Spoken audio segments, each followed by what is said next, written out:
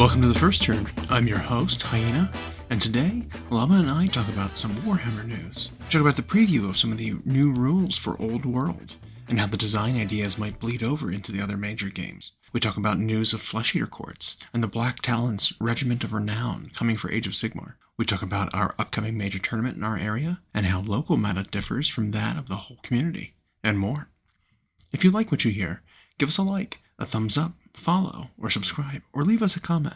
We'd love to hear from you, answer your questions, or talk about a topic you're interested in. Alright, let's get to it.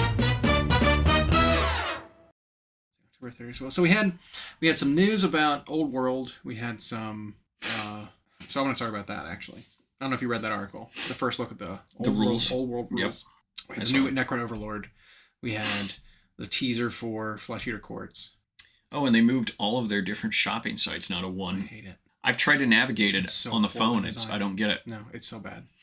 Because it was almost like the news page, and then you had to like... Well, it's scaled up so that each thing, it takes up a full screen. You have to scroll all the way past it to see the next thing. And it's just... Like, they could probably fix it with just some reformatting of like the tile sizes. That would help a lot. Yeah, the Necron Overlord's interesting. I've seen some people love it and some people not.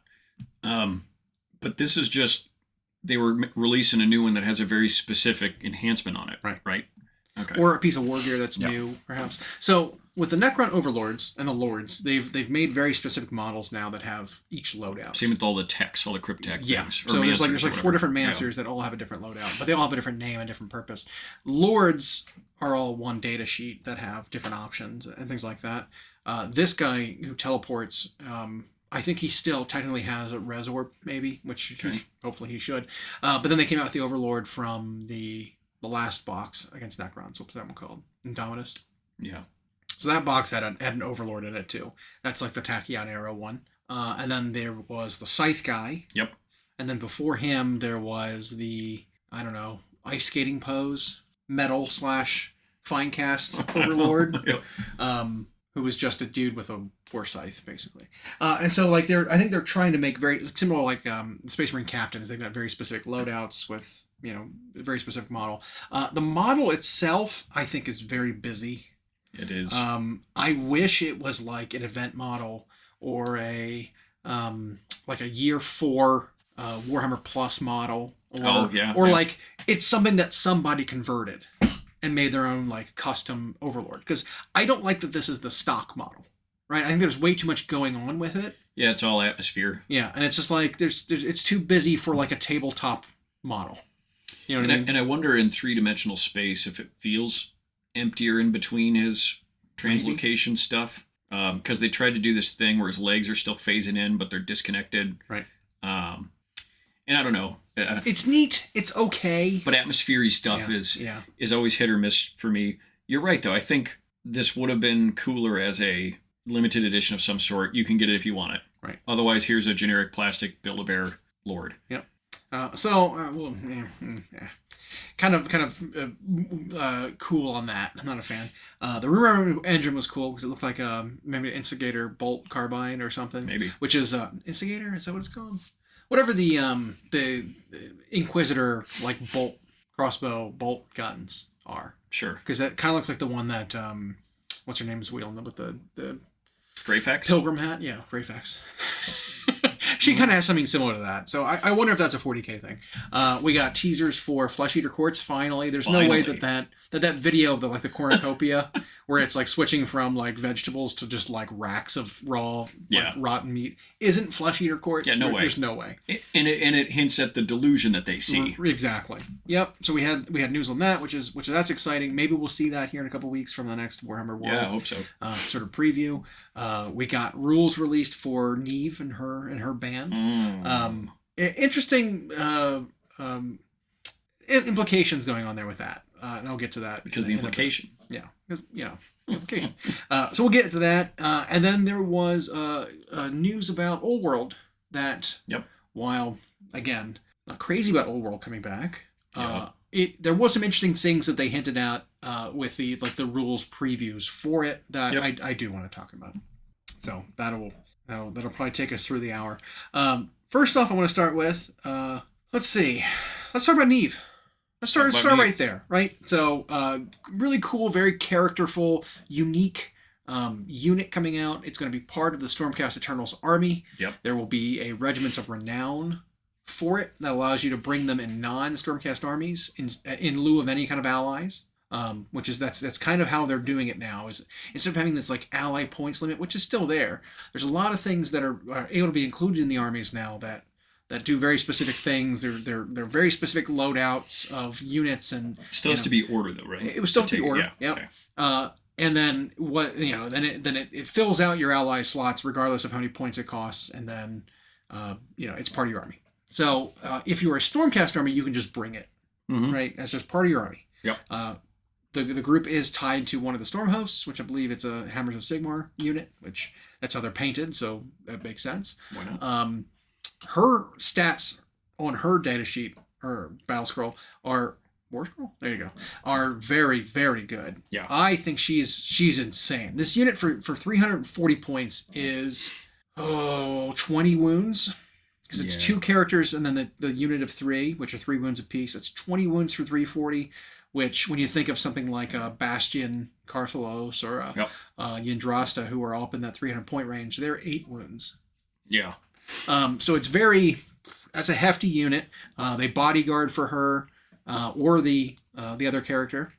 She's got a really safe mechanic for going out and fighting, where you can keep her bodyguard unit back and in safety. She can run out, go and fight something. As long as she kills something, she can teleport back to safety with them. So there's no, there can be situations where there's no danger of her being hurt, which I think is super cool. What I'm not sure about is if they're going to be like just straight removing her old war scroll. Because they showed an old versus new in terms of like her stat profile, but this is like a unique unit called the Black Talons. Yep. She had her own model by itself for a while, just called Neve Black Talon. Are they going to get rid of that, and then that's going to be retired, and then that model is now just a Knight Zephyros? Oh, it might be. Just the generic ones. I think they're still going to sell it, but she just isn't Neve anymore. So, I don't know. It's very interesting. Or is it like, can I play Neve, or can I play this other one? Can I play them both? Because there's nothing that says I can't. You know what I mean? Yeah. I don't know. Yeah. It's a little weird. Does this mean Stormcast are going to get an update too? I mean, I'm hoping that. I'm hoping the 4th edition isn't right around the corner after Flesh Eater Courts get something. That'd be awful. Right? There are rumors that Stormcast are getting an update in the new starter box. Whenever 4th comes out, they will be in it. There have been characters in the story from that 1st edition box who have gone on to do stuff, and maybe they'll get a resculpt. We're talking about Vanda's Hammerhand as a main character, maybe getting some kind of glow up. Maybe he'll be upgraded from a Dracoth to a dragon, riding on something like that. That'd be neat. Possibly against Skaven. Possibly against Skaven, which I'd be all aboard. You'd be buying like those boxes just for you.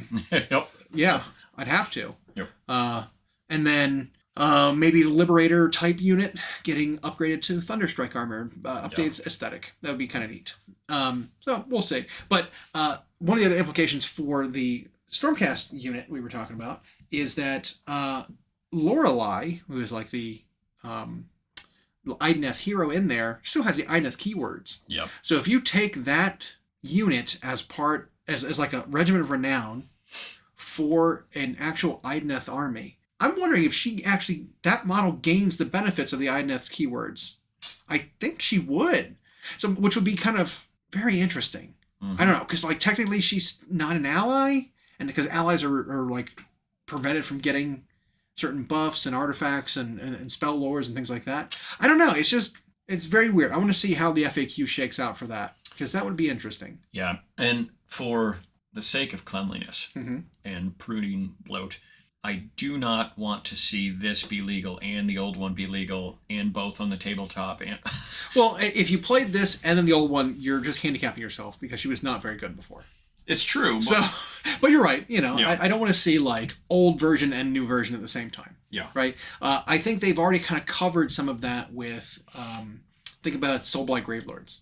You had Radagar the Beast and Radagar the Wolf. Yeah. And I think you couldn't play both of them at the same time. It's one or the other. So it's 2 different versions of the same character from different eras. They have the same, moniker.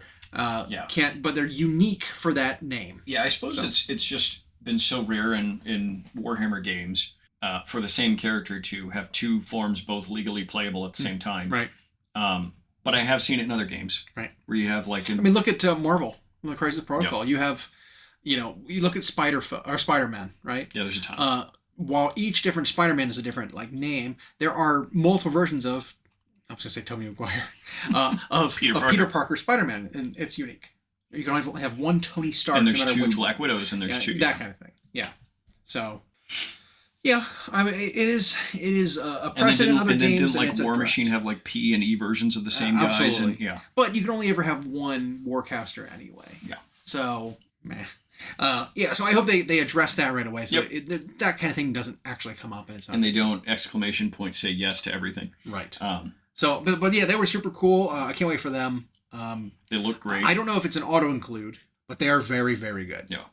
There's still some drawbacks to it. They are foot heroes. They are low wounds. They've got decent saves, but they're a little expensive. They're 17 points a wound, which is still kind of a lot. I don't know. It is a very good unit with some finesse, sort of like clever play. They could be very good. Well, yeah, and like we had discussed earlier, getting them into a pretty good position where she can just launch out, kill something she wants, and then teleport back. Yeah. Basically for free. Yeah. Yeah. Pretty good. Yeah, super good. So that was neat. Pretty much all the rules recently for, things added to AoS. Because they've done a number of PDFs recently for the different things for Warcry and for like the and they also gave her a profile. They also gave her a profile for Warcry. Yeah, which is interesting. That's interesting too. I'm not crazy about the two Warcry warbands they came out with. One being the Eggnapper Cruel Boys unit, and then the Vulcan, whatever, Flamekeepers. That really, really cool Fire Slayers unit. Their rules aren't very good at AoS. No. So like they were kind of weak. I feel like they're not a staple. They're not a unit that will be a staple addition to the Fire Slayer roster. Yeah, unless they also have some sort of update coming that they're planning on. Yeah. So they give us this vanilla. So they were okay. We also had let's see, the old world. So like I said, while I'm not crazy about old world, it's still a thing. Just because I know, I'm familiar with the rules already. From old edition, and it just I don't think there's any addressing it. There were some interesting things that they were showing off, namely related to something similar that they're doing in 40K. So trying to figure out how to do magic and psychic powers correctly is something they're experimenting with a lot right now. Yes, they are. Because all three of these games have three different mechanics for essentially the same thing. Yep. And that is magic, right? So AoS has a mechanic where you know certain spells, wizards can cast a certain number of them, you cast them at the start of your turn, your command phase. Everything happens then, and then you move on and there's no more magic once you've resolved. 40K has gotten rid of the phase altogether. Yep. And said, now psychic abilities are active all the time. Yep. They're either auras, they are buffs for a unit they're part of, they're a shooting attack, they're a melee attack, or something like that. There's no more casting of those abilities anymore, which I didn't think I would dislike when they first said it, but I do dislike it. Because they're not psychic powers anymore. They're just abilities now. Yeah. Well, they have They have a keyword that they don't play enough with. Right. They don't have that word psychic mean anything. Right. And there's not much that defends specially against it. Right. So I'm not crazy about that mechanic. But in Old World, they are talking about you activate and try to cast your psychic and your magic spell when it becomes relevant. So if a wizard can only cast a certain number of spells, and you've got some kind of a shooting spell or a melee spell, but you only cast one per turn, you may forgo your shooting and attempt to cast your melee spell later, and then fail.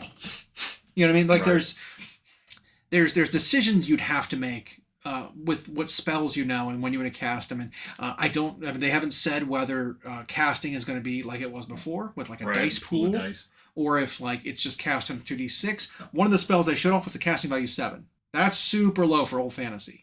Yeah. And so I wonder if it is just no matter what spell you're casting, if you cast it on 2d6, you're looking for a 7 for this spell. Something like that. Yeah, maybe they simplified it. Just to give people an idea, they showed off 4 steps of the turn sequence. which is the strategy phase, the movement phase, shooting phase, combat phase. And in that strategy phase, there's 2 types of spells you can do in that one. Mm-hmm. Anything called an enchantment or hex. Right. And then in the movement, you can do anything that's a conveyance.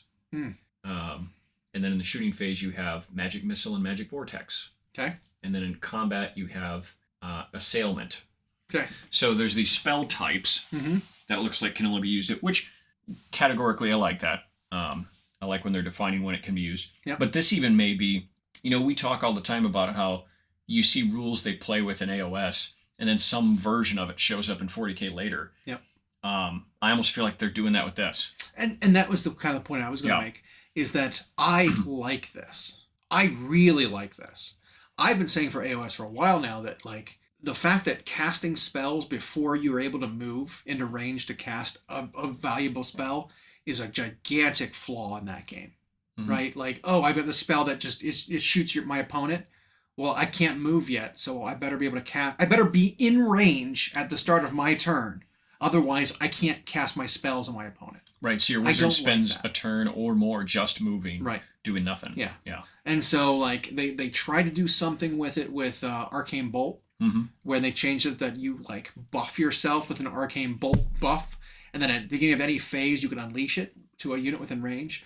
Well, that's kind of what they're trying to do here, is saying, like, well, how about instead of saying, well, I cast it in the beginning of the turn and I hold on to it, you just cast it when it becomes relevant in, like, the shooting phase. There's still a chance of failing. There's still a chance of your opponent denying it and shutting it down. There's defenses against spells and against mortal wounds caused by them. There's a lot more of that. Different, like, categories of spells I like the idea of. A buff or debuff in your command phase is perfect. Before you move, you do anything, you buff nearby units, you debuff enemy units nearby. Cool. A conveyance spell means that's a movement spell. You're projecting yourself in the movement phase. Bonuses to move, repositions, you gain flying for the turns. Those kind of spells would be during the phase where it matters, which is movement. And you, as the player, choosing the order in which things happen in that phase. So you're like, oh, I'm going to make him fly and then move him. And, and then whatever they call the shootings, the vortex and the magic missiles. Yep. There are all kinds of different, can be all kinds of different vortexes, all kinds of different magic missiles, but those are the 2 categories, right? Direct damage and then AoE ranged ability, right? And then whatever they called the what was it? Assailment. Assailment. It says wizards attempting to fend off their attackers. Yeah. Which could be like, while in combat you use this and the opponent suffers d6 hits. Right. That's as opposed to the wizard, like, fighting with his staff. He casts a spell at short range that, like, hits a bunch of guys. Charges the Crozius. Charges the Crozius. Jesus.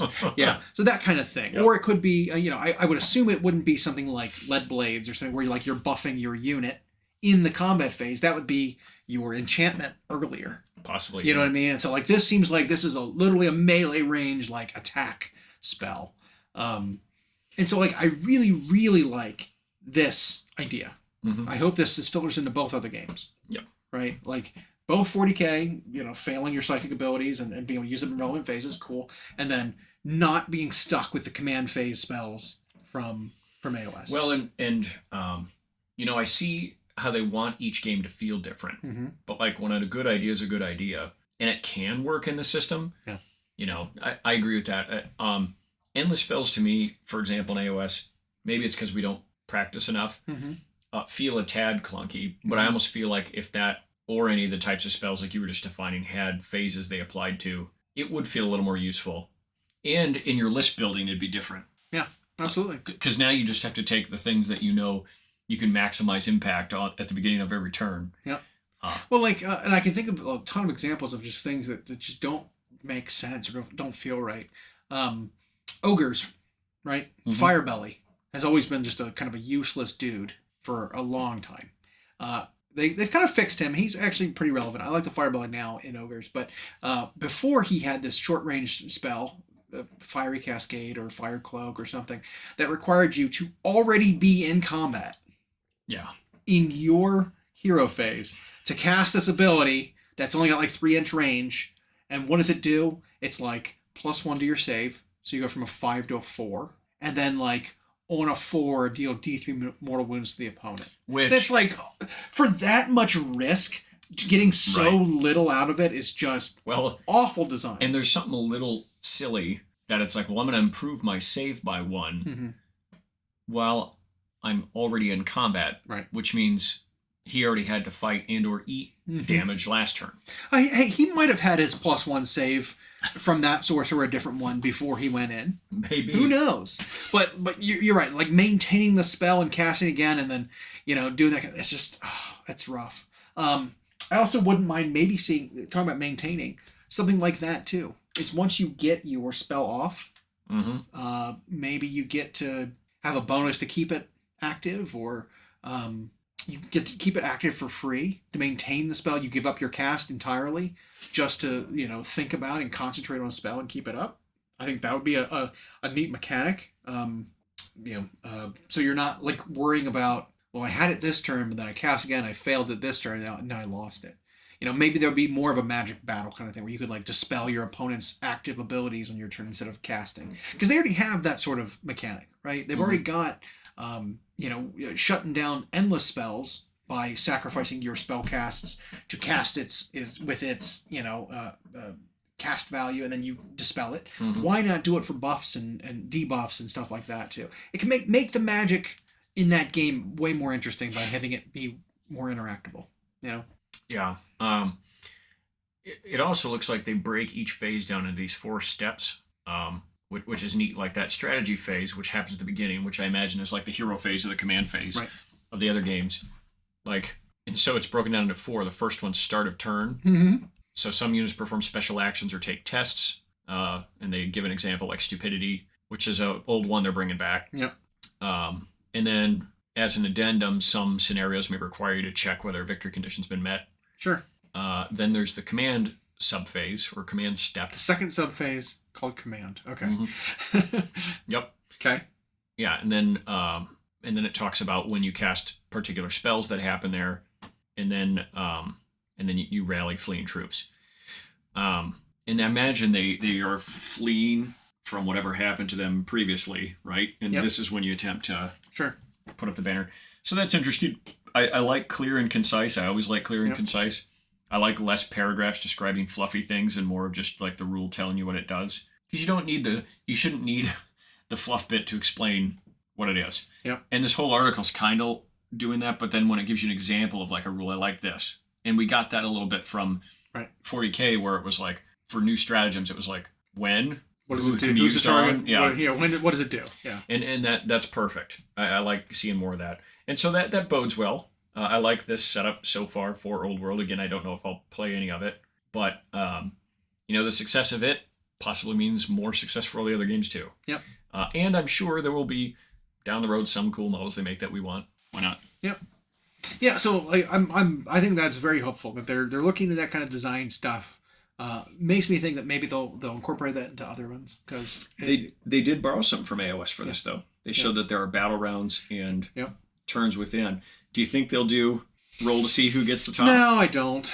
I even think maybe they'll get rid of that in AoS at some point, just because. Well, it's unique. It hasn't like. Well, I feel like it. No one's been excited about it.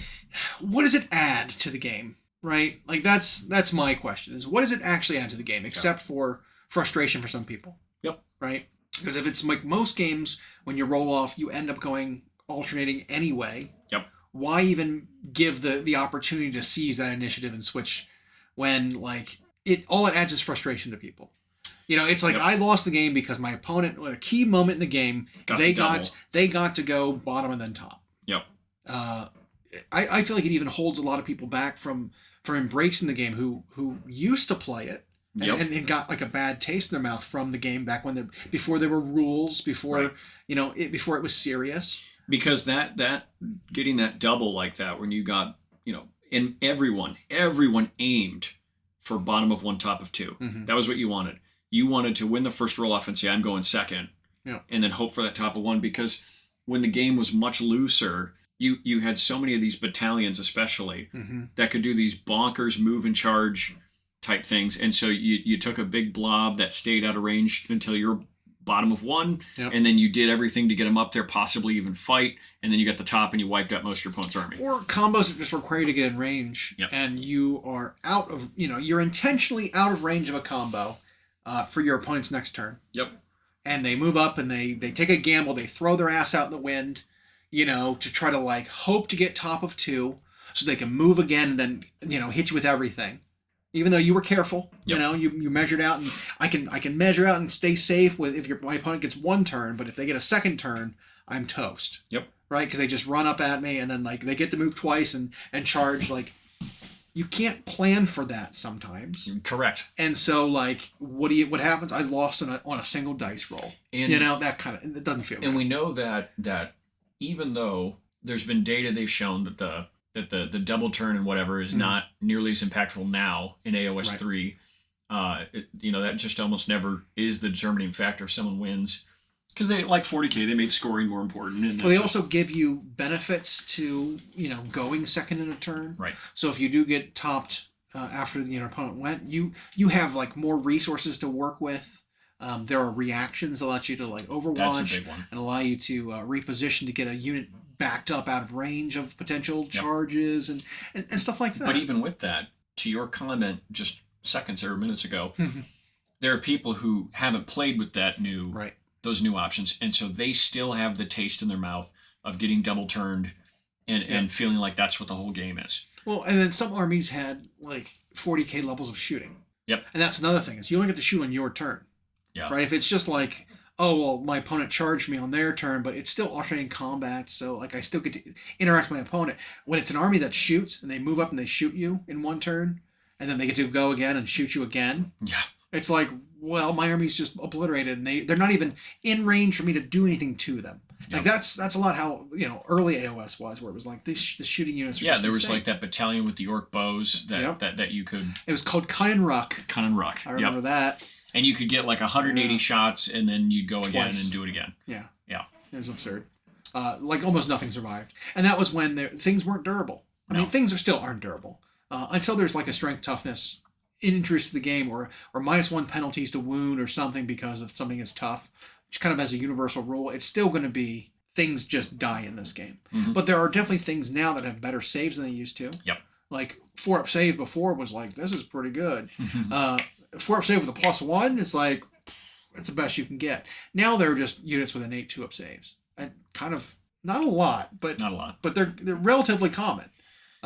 They've also made a lot of shooting come more at a premium now. A lot of stuff that has shooting doesn't hit as well. Or it's very expensive. Yeah. Stormcast Judicators, which are their normal little bow guys with the long bows, are like 200 points for 5 guys. Yeah. They got extra shots. They have 2 shots apiece now instead of just 1, which is cool. But they gave them a chance to do mortal wounds when they shoot. Okay. But that's a lot of points for 5 guys. And that's the trade-off, right? Yep. It's only 10 wounds and a 4-up save, but you get 10 shots, chances of mortal wounds from 24 or 30 inches out. Like it's an effective shooting unit, but it comes at a premium. Yeah, and even one of the most effective shooting armies in 3, which is like the all Alopex shooty shark one. Which is hilarious to me. That's one of the best shooting armies is sharks. Yeah. Cracks me up. Freaking laser beams. Yeah. And but it has its limitations. We're seeing it's not sweeping tournaments really. I think it's helped position IDNF better, but like I think it's probably gimmicky and people have figured out how to outscore it or something. Yeah.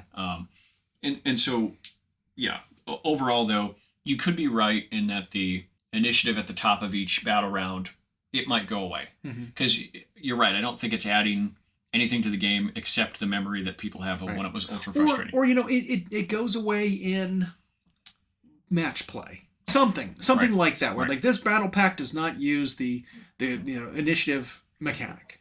In some degree, this is why they took Seize Initiative away from 40K, which was there forever, but all it did was lead to frustration because it's like, well, I won the roll, so I'm going to deploy this way against this type of opponent. And then your assuming that I'm going first. Yep. And then your opponent just gets to go, and you're just out there ready to try to be aggressive, and your opponent hits that 1 in 6 every time. Every time. For some reason. In a tournament, always. Yeah, every single time in a tournament. And then you are out of position because you were assuming you were going to go first. Yep. And you misplayed essentially before the game even started. And in a game that was alpha among all alphas, you just got smoked. Yeah. And I heard people try to defend it to the last, not many, but some try to say, well, you need to punish people who play aggressively. It's like, well, the only reason they even deployed aggressively was because they thought they were going first. Mm-hmm. And now you're just saying, no, now you're deployed stupidly, and I get to just take that all away from you. So I was glad they did away with it, along with other measures they've done to make turn one feel less stingy. Now it's a mechanic where you still roll to see who goes first in the first turn, but you only roll once. Yep. You roll to see who's attacker defender. That matters for some things. And then once you both are done deploying, you just roll off. Yep. Right? Which is similar to, there's a much better chance of you not going in the top of one when you do it that way. And so it doesn't even give you, if you deploy like you're assuming you're going to go first, at this point, then you are kind of stupid. Yep. Right? Because it's like, well, there's a 50-50, you just don't. Correct. So if you deploy like that, assuming you're going to go, you were taking a huge gamble. And mistakes in 40K in particular are punished. Yeah. So, I think it's led to people deploying most often, assuming they're not going first. Right.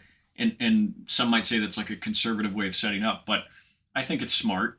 I think it makes you think about the player place terrain situation. Yeah, which a lot of tournaments and events are adopting that. It's not in any kind of official GW packet. Even standardized terrain isn't in a GW packet, but most tournament organizers now have a terrain set, which is like a large ruin, a medium, a small ruin, a line of sight blocking crate of some kind, and then one forest. And the way that they're running it now is there's a sort of a chess match before the game starts of place your terrain on your half of the board to most benefit your own army. Yeah. Like that's the idea. Is that there's you can't claim that terrain negatively impacted your army on your half of the board because you get to set it up. There's not some symmetrical plan that they're using. You get to choose. That way your Baneblade never gets blocked by terrain. You could always make a big enough gap for your big models to fit and things like that. And apparently it is going over very well. Yeah, people have liked it. The game is fast enough in this edition so far that it's not adding a ton of time to the game, and so people aren't just like running out. It's remarkable because a couple of editions ago, I think when we all went and played 6th at Adepticon, they gave us 3.5 hour rounds, and everyone would run out of time. Run out of time like on top of 3. Yeah, like it was. Now they give you 2.5 hours plus placing terrain, and it's like 70% are finishing their games on time. So that's pretty fantastic. And I think Games Workshop is aware of the player place things. I think they talked about it during the coverage of the US Open. I don't know if they used it at the US Open. I don't know if the players were doing that at first. But you're right. I've seen mostly positive because it's like, well, I can make sure I don't get alpha struck. I can make sure my stuff's not just blocked because the TO set the terrain up this way. Right. Yeah. Just completely screwed by the mission. Right. And the table setup, like, that feels really, really bad. It does. So, and then you don't have to worry about, like, my sponsons on my Baneblade don't fit, but the chassis does. Am I good? Does that count? Right. You have to clear it with your opponent and stuff. And then bring someone over if they're being chippy. Yeah, exactly. So it avoids all that kind of stress, all those problems. There's this agreement that you set your terrain up how you need to for your stuff. You measured it. Yep. We're good. So I do prefer that. I think that's a very good. It takes a little tension away right away as you negotiate that, and it adds a tactical element to or strategic, whichever that would be, to each player. Put something in their hands. Yep. And you're right. You remove at least one source of blame immediately, because now if the terrain sucks, it's mostly your fault. Yeah. So you set it up. So if you get yourself stuck, it's like, well, you did that. Yeah. So I like it. What else was there? Oh, I don't know. It's Heresy Thursday, so I guess we usually don't. Yeah, that's kind of a dud of a day when a Thursday all we get is like an article for Heresy, and it's either Heresy or they now include that Legions Imperialis, which I'm guessing Titanicus is moving. Yeah, which is I'm sorry, that was what came out today is Legions Imperialis, which is epic, is set in the Horus Heresy. So there's no Xenos races. It's all Imperium.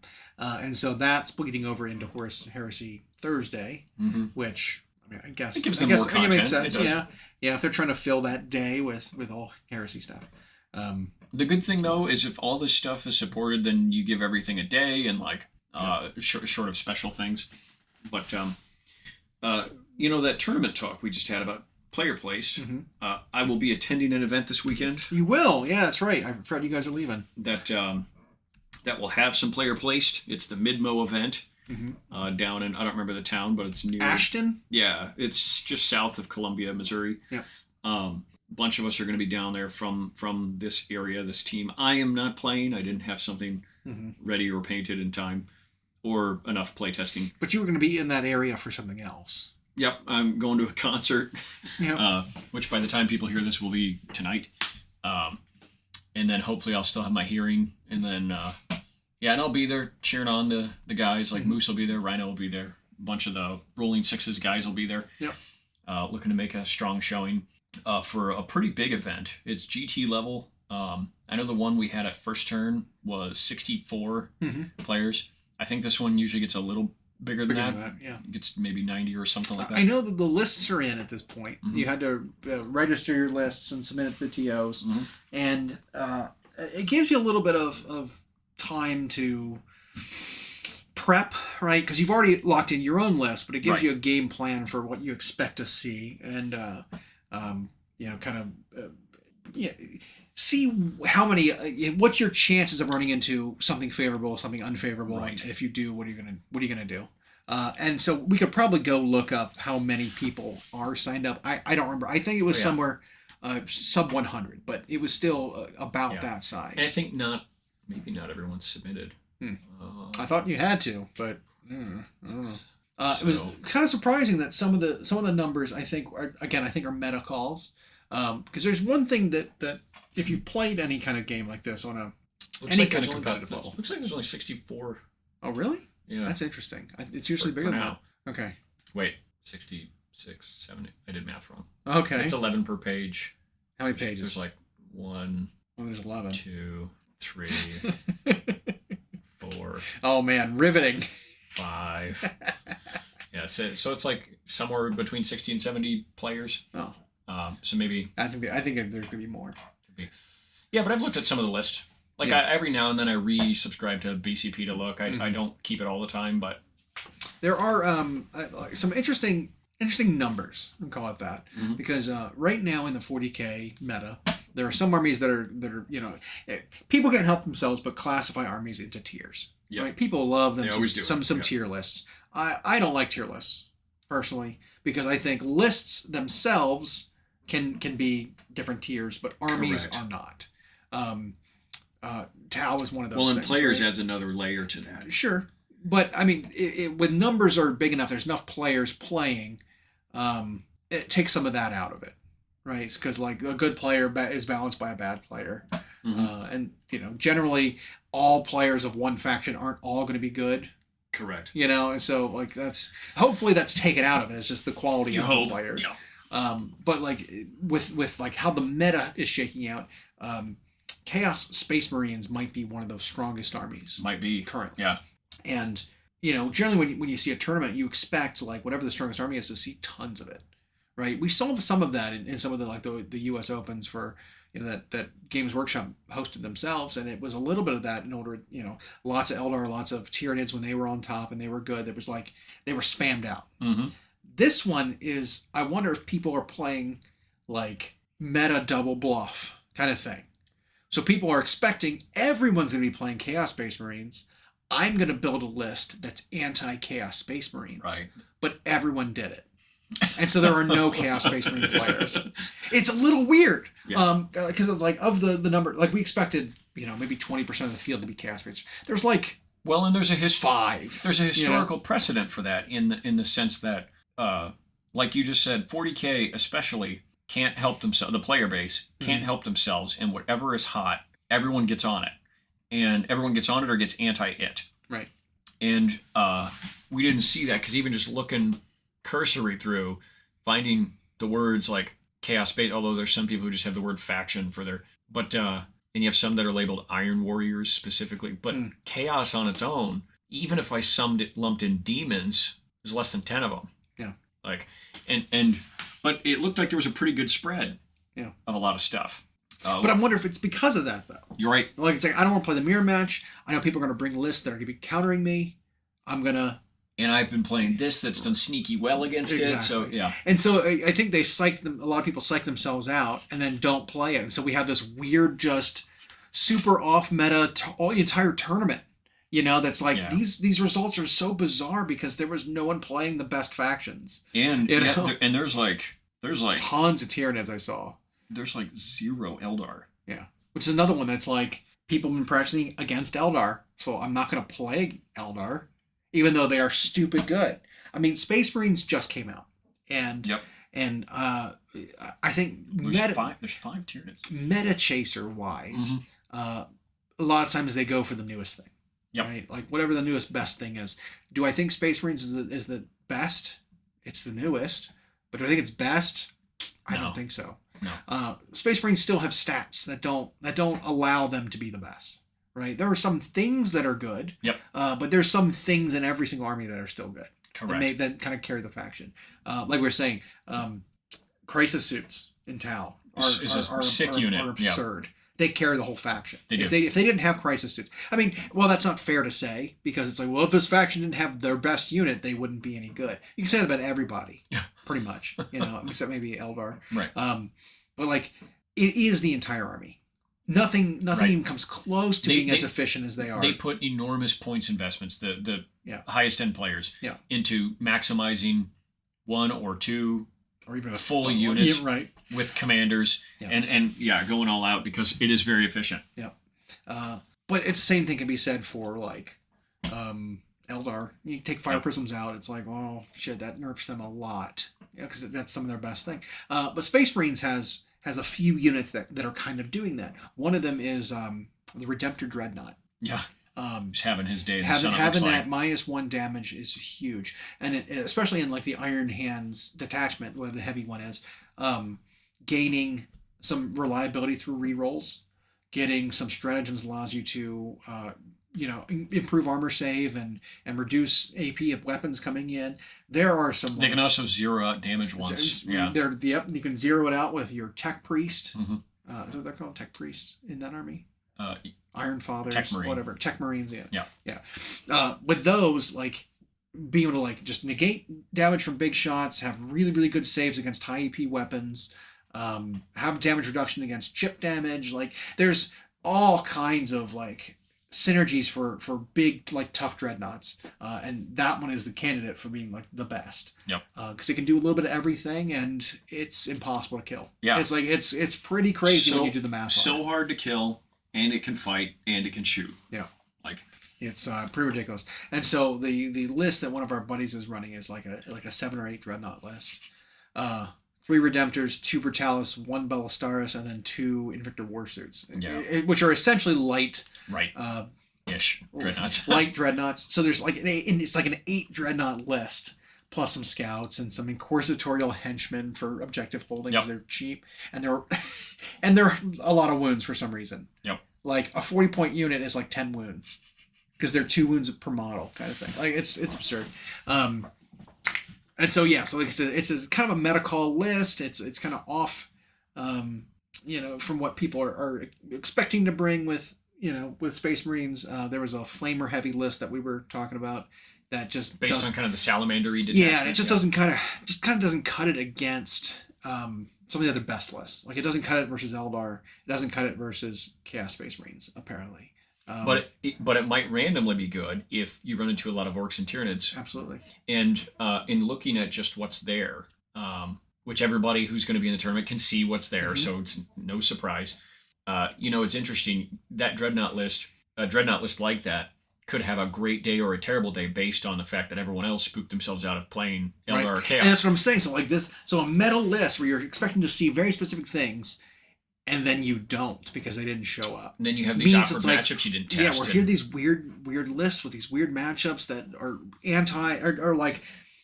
designed to build to fight certain things, and then neither of them are fighting the optimal target that they built against. Now they have to fight each other, and they're not great against one another. Like, yeah, it's gonna be super weird And results. we'll see if this was a good call. Obviously, I have a bias towards Tyranids. Mm-hmm. I noticed of the 5 lists that were there, although the ones that are just called faction, I didn't check those. They're running the Norn Assimilator instead of the Psychic Emissary. I still think he's too expensive because he doesn't have an invuln, and he's just a melee beast, and the harpoon shot. But he randomly could be a good call if what he sees is a bunch of monsters and dreadnoughts. Right.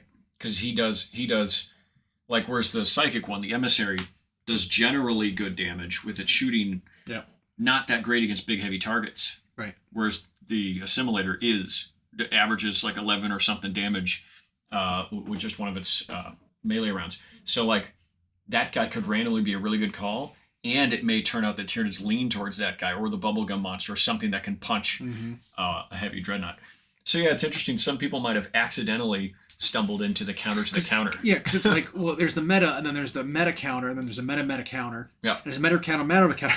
Like, it's just this game of, like, who went enough layers deep to choose the correct thing to face, or do you go full circle and you go back to meta again? That's what I was going to say. It's like, what do someone you sneaks in with just a generic Eldar list that does randomly really good. Yeah. Where it's like, I'm playing a thing that's good against Dreadnoughts, because I expect Dreadnoughts to be there to fight against Chaos, and then Chaos is like, well, I'm good against you. Yeah. So it becomes this sort of like rock, paper, scissors thing. Yeah. And then, but rock is a little bit favored because it's the best Rock symbol. is always the best. Yep. So it's like, it's just, I don't know. It's very strange. But it could prove that just the percentages alone, because those can be affected by a lot of things. Right.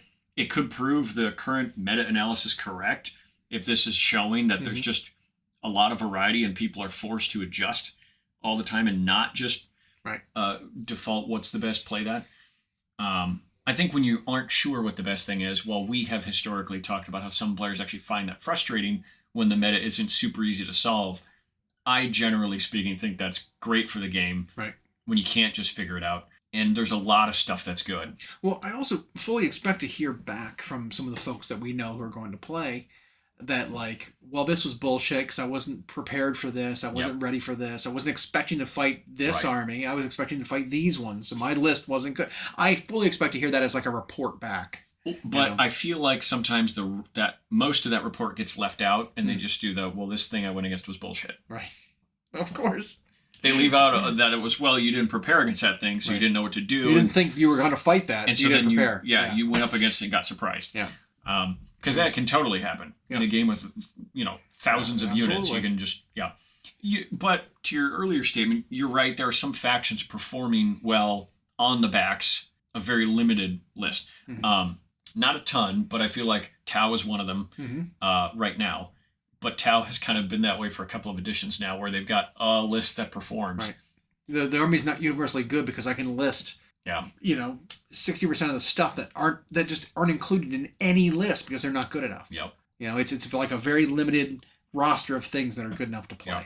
Whereas I feel with Tyranids, they're not suffering from that. Yes, most lists are playing Death Leaper Neurolictors. Yeah. And everything. But those are also so cheap that, like, if you couldn't play them, there could be another way Tyranids could go. Right. Those things do score points up the wazoo. And that is the name of the game in this edition. It is. Oh, you're not you can shoot, but you're not gonna. Just do objectives then. Yep. Just do actions that you basically give up a round of doing something to score them at the end of your turn. They're great for that. Yep. And then they're a little fightier than I think we expected. Yeah. And a lot of them have lone op, so it's safe to do. Yeah, they screen out corners and do the objectives without being targeted from across the board. And Moose and I talked about that when we were discussing the tournament. It's partially Games Workshop's fault, part community fault, that for 20 plus years, some of us, and then at least the last few years for the newer folks, you always thought about 40k one way, and you always just ignored objectives. You ignored tactics for the most part. Yeah. You picked what you felt could nose break your opponent so they didn't get to play the game. Then you could go out and score. Now you kind of can't. You could still try to do that, but it's so much more important to score now than it is to try to kill first. Sometimes even looking at their deadliest thing isn't even what you need to be targeting. Sometimes you have to kind of play ignore. It's like, well, I might waste several rounds of shooting trying to get that, or I can go score and make them have to catch me a different way. Right. Well, and then a lot of these objectives, especially the primaries, can only be scored at the beginning of your turn. Yep. They can only be scored X number of points per turn. So if you're not getting them progressively, you are literally reducing your maximum point total. Yeah.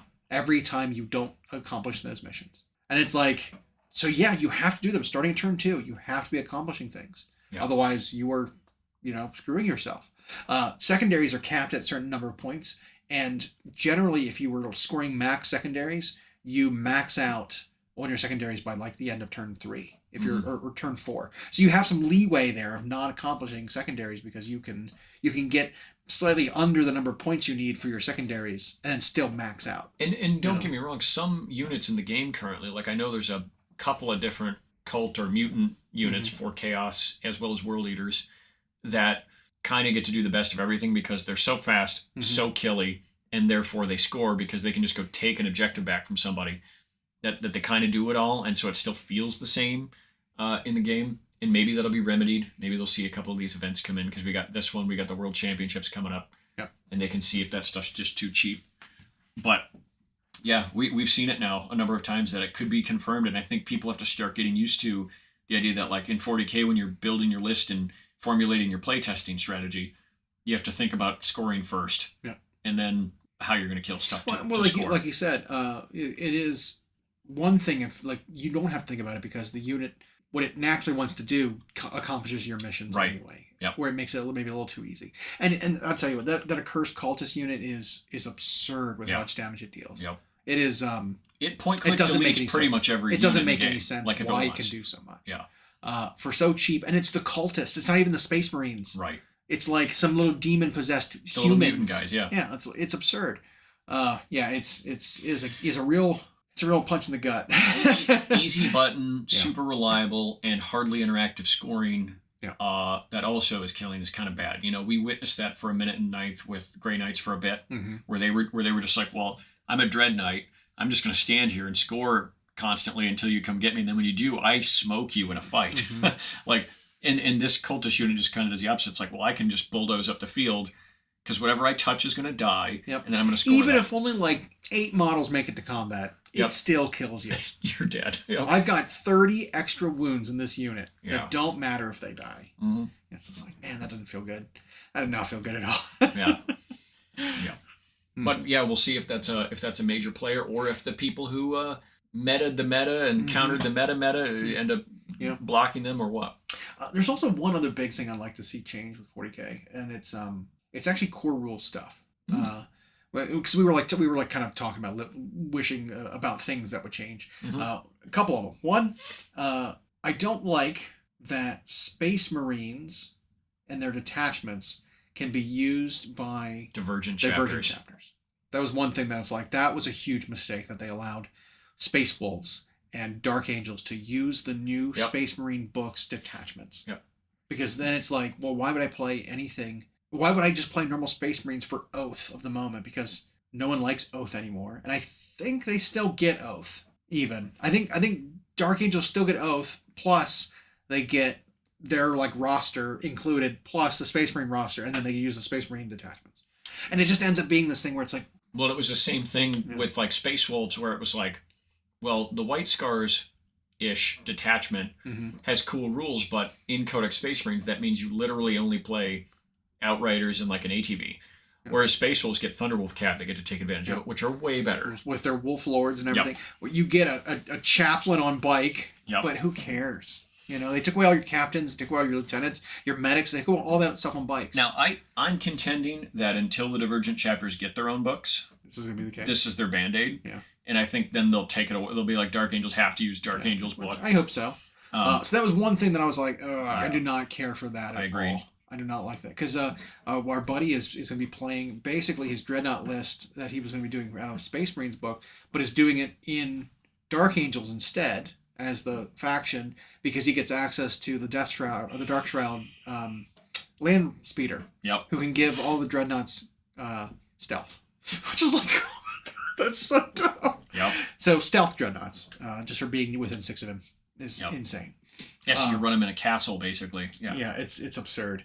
That's just 25% increased damage reduction, essentially. On already very tough So that was one thing I didn't care for. I agree. Two, I don't like the wording and definitions of some of the qualifiers for doing actions and objectives and stuff. So I'll describe it to you. If you are a vehicle, if you have a weapon with the assault keyword, you are eligible to perform actions in other like situations, like scoring objectives wise, where normally you wouldn't. So if you have an assault weapon, after you advance, you are eligible to shoot, quote unquote, because you have an assault weapon. Yeah. Well, the eligibility to shoot means that you can perform actions. So these units that have this are eligible to score their secondaries after advancing, where no one else could do this. That's absurd to me. Or if you have a pistol. I think it's something like that. No, pistol is with when you're in combat. So what you can do is another tactic that I think is the most stupid thing. If you have a pistol or you are a vehicle and you are locked in combat, because you are eligible to shoot, and if you don't shoot your pistol, you give up your shooting phase to perform an action, scoring an objective while locked in combat, and then still fight in the following combat because all you had to do was give up your shooting. Yeah. That is stupid. Which, by the way, is one of a number of reasons why the Swarm list of termagants uses spine fists. Spine fists, because it's pistols. So they're we don't literally care just running and advancing everywhere. Yeah. And yeah. So it's like, we don't care if you shoot me or Yep. lock me in combat. I'm still going to do an objective. Yeah. So there's some things like that I think they fell short on defining properly. Yep. I think like scoring objectives and doing these actions stuff, similar to the previous edition, where they said you can't do actions if you're engaged in combat. You can't do this stuff. They specifically tied the ability to do these actions now to whether you're allowed to shoot or not.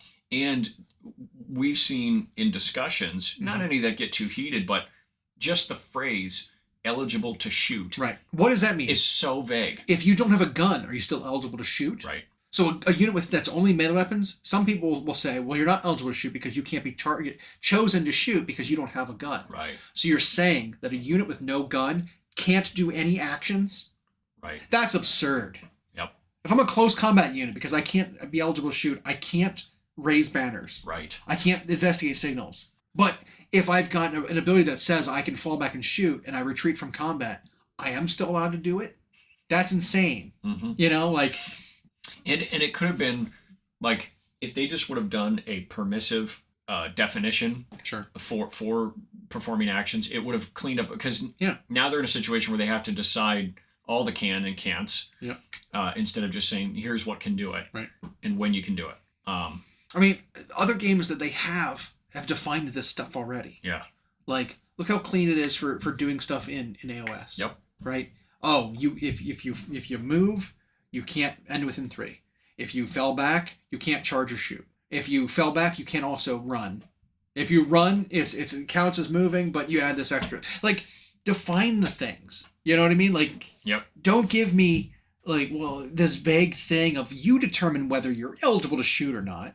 It's like, that's like rolling dice. It's like, I don't know. It's just, it can be so cleaned up, and it'd be so much better if they just, like, brought something else in. Yep. So it's like, there's a few things like that I just like, man, they've missed the mark on this with core rules. Those are 2 of them: faction crossing and that kind of thing, and this eligibility to shoot bullshit is the awful. good news is I expect, like I said, the faction crossing to be temporary until they get their books. Which I hope. And it's really the only ones that can really take advantage of it. But I still don't like it. They should have thought of it. Yep. And then the third thing was, this might be little, but it's just an immersion breaking like thing. Torrent weapons attacking aircraft. Oh yeah. I just don't care for it. No. You know what I mean? Yeah. Like, auto hitting a plane that's zooming across the battlefield. Supersonic with speeds. A flamethrower. With a flamethrower. An entire unit equipped with flamethrowers. Yeah. I hate it. Not only that, you auto hit it. Yeah. I know. And damage it, because most planes right now don't have great stat lines. It's insane. And then, like, just traditions of stat lines, too. I feel like they should change. I don't understand why all torrent weapons need to be D6 hits automatic. Like, if you're balancing it, make some D3, make some D3 plus 1, make some D6, vary it a little bit. Certain units like the Barb Gaunts or this new in Flamer unit, I think they are either too good or too bad based on the number of hits they get, right? So like creating more reliability in the number of shots they get compared to the randomness of what they spike up to it's hard to determine what the relative value of that unit is, right? Well, because if you roll 6 shots on every guy, it's like, this feels great. Yeah. But now if you roll 1 on every shot, this feels really bad. Same with the flamer, right? If you roll like a bunch of 1s on shots for flamers, you're paying points to get those auto hits for a pretty weak weapon, assuming you're going to get like average number of shots that are auto hit. But like, I don't know. Well, and especially in an era where in a lot of their game design, they've tried to shrink the random. Right. Like you tried to put a little more into the hands of the list builder to say, well, I want to take this because it's D3 plus 3 shots. So you always hit average or better. Right. And now you're right. They have a bunch of weapons that went back to D6 damage, D6 shots. Because that feels so bad. D6 damage weapons are just, they're so bad. It's like, here's my heavy weapon that you know is factored into my points cost. 2. Yeah. Oh. Yeah. I hit my roll. I landed. I got 1. Okay, make 1 save. Oh, you failed it. Excellent. Here we go. My big D6 damage shot.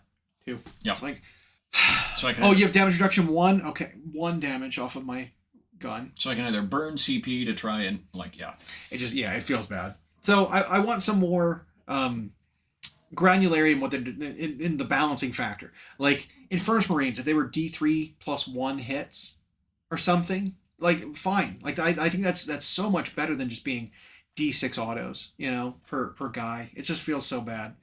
Same with like flamer pistols. If they weren't like D6 hits, either they were D3 hits, something. It's like, okay, that'd be fine. Mm-hmm. Or if they were just 1 auto hitting thing. It's like, that would be cool. Like if there were guns that just auto hit, but they only had a single shot. Like, create more new types of things, know? But that goes to like what we've talked about since 10th came out, where it was like they made all these keywords that we were looking forward to. Yeah. They just haven't given us like... Yeah. When they were like, universal special rules are coming back. Cool. We've got 4. Yeah. It's like, well, and they overloaded 1 and gave nothing to any... Right. Like, at first, everything had devastating wounds, and then nothing deals really with psychic. Right. And so you create these keywords that really give you potential. But at the same time now, what we don't want to see is halfway through the edition, some codex comes out that takes super advantage of it and no one else does, and now the creep they tried to avoid happens. Right.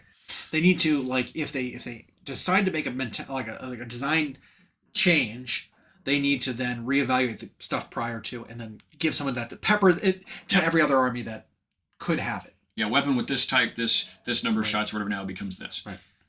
Which they could absolutely do. I mean, they could fix multiple armies simultaneously by like changing the bolter profile, for example, or the las cannon profile, or the melt-a-gun / multi-melter profile, because so many different models and different units use that weapon. Like changing it just in general would help a lot of different armies, or nerf a lot of different armies if it's too good. Whatever the it becomes a good choice against a really good army. Oh, heavy bolters, we're gonna make those better. Cool. Well, look at all the armies that take advantage of heavy bolters getting better. Yeah. Pretty much every Imperial army uses heavy bolters. They would all improve. Or armies that have access to heavy bolters that are otherwise struggling against things that now this is really good against. Right. Yeah. So I want to see more of that, right? Like evaluate big sweeping changes that can affect multiple things, and maybe make some of those instead of just like tweaking some points here and there. Because like if we see Space Marines go down by 1 or 2 points for every single Space Marine infantry model again, I'm gonna lose it. Because like, how many Space Marines do I need to include in my army if I'm gonna play infantry Marines? It's so many. It's a horde army. Like people say that, most Space Marine armies, because Space Marine stats are not good enough. In order to play Army Man, Space Marine army, you need just like hundreds of them. Because that's somebody fit in a 2,000 point list. It's crazy. Or they end up just playing all the not Marines. Yeah. They end up playing all the look at a lot of ones. It's all dreadnoughts and vehicles. Yep. No one's playing infantry vehicles. anymore. Yeah. So and then list building I think is another place where we're going to change. I know we're going a little long here, but the other thing is it's making some compulsory choices required. That's another thing I'd like to see change, because opening it up to like play whatever you want, the detachments are not restrictive enough that you need to go and play battle line. Like you don't need to play in intercessors. And the only tricky part they had when that was the case before was when the battle line investment or battle line tax wasn't equal. Because you experienced that if you were like a Necron player. It was Absolutely. Like, well, the cheapest battle line plus HQ I can get is like 490 points. You need a character plus 3 battle line. Well, that's 140 points for 10 Necron warriors 3 times. Plus my cheapest character is 80 points. That's 500 points of my army is just compulsory. Whereas Astra Militarum was like, my colonel and 3 infantry units, that costs like 180 points total. And so then some armies get to really take advantage of their juicy goodness that the crispy brown side of the hash brown, and everybody else had to put had to just have a steaming pile of potatoes, right? Because they didn't drain them well enough. Now you got to wait for the water no crisp. Can't crisp it on. Now you just turn them. You cook them so long they just turn into mash, gray mash. Which is never great when you're having some Brenner. Speaking of though, I could eat. I'd go for some potatoes. Yeah.